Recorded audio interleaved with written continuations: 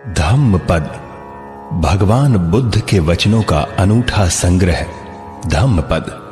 इसे मानवता की दिग्दर्शिका, गाइड टू द ह्यूमैनिटी कहा जाए तो अतिशयोक्ति नहीं होगी। यह ग्रंथ त्रिपिटक के खुद्दक निकाय का अंग है। इसमें 26 वग्ग अर्थात वर्ग अथवा अध्याय हैं, जिनमें कुल 423 गाथाएं हैं। गाथा का शाब्दिक अर्थ होता है गेय पद, अर्थात वे पद जिनका संगायन किया जा सके। धम्म पद की प्रत्येक गाथा गेय है।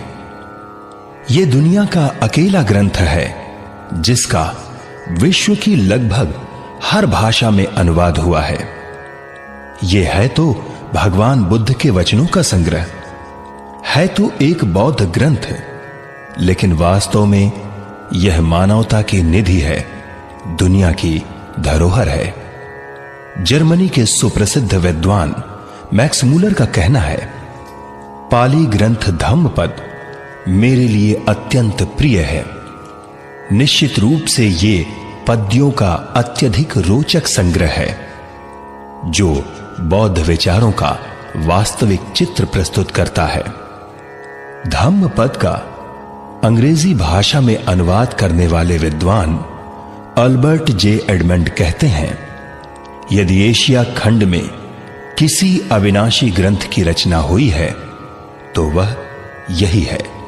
सुप्रसिद्ध बौद्ध विद्वान महापंडित राहुल सांकृत्यायन का कथन है, बौद्ध धर्म का यही एक ऐसा ग्रंथ है जिसका संसार की सभी भाषाओं में अनुवाद उपलब्ध है।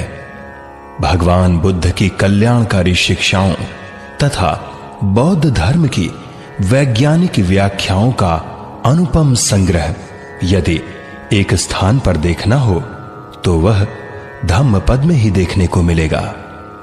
धम्म जगत के सुविख्यात आचार्य डॉक्टर भदंत आनंद कौसल्यायन कहते हैं, और केवल एक पुस्तक को जीवन भर साथ बनाने की यदि कभी आपकी इच्छा हुई तो विश्व के पुस्तकालय में आपको धम्मपद से बढ़कर दूसरी पुस्तक मिलना कठिन है। दुनिया के विद्वान इस ग्रंथ का गुणगान करते हैं। Burma, Cambodia, Laos, Sri Lanka, Thailand, Malaysia इत्यादि बौद्ध देशों में आज भी धम्मपद के अखंड पाठ की परंपरा जीवित है। श्रीलंका में धम्मपद के पारायण के बिना भिक्षु की उपसंपदा नहीं होती। कई बौद्ध देशों में भिक्षु संघ को संपूर्ण धम्मपद कंठस्थ कराया जाता है। आज भी धम्मपद की 423 गाथाएं 26 वग्ग में संकलित हैं। ये गाथाएं न केवल धम्म का सार हैं, बल्कि धम्म की दृष्टि से कई शब्दों को भी उनके वास्तविक अर्थों से परिचित कराती हैं।